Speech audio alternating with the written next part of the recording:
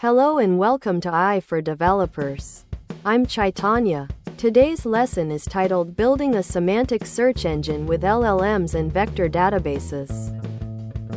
Imagine a library where you can find books about dogs who solve mysteries instead of typing keywords. That's semantic search. It understands the meaning of your query, not just the words. Large language models, LLMs, are like super-powered readers. They understand context and can translate your question into a format a computer can work with.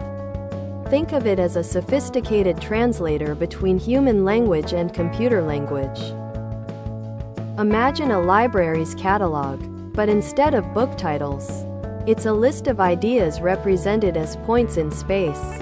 Similar ideas are closer together. Vector databases store and quickly search these points, helping us find the best matches for your search. The LLM converts your search query and the library's content, e.g., book summaries, into vectors, points in a high-dimensional space. Words with similar meanings end up close together in this space.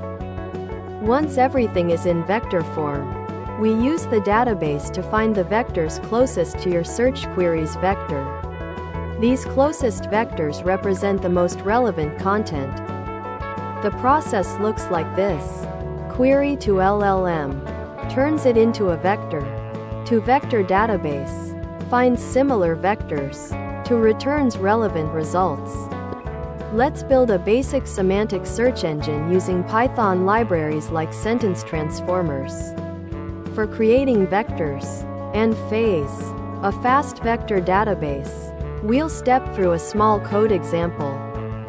We've built a basic example, but there's much more to explore, such as handling different data types, improving search accuracy, and scaling to large datasets. Thanks for watching. If you found this helpful, make sure to subscribe to our channel and hit the like button.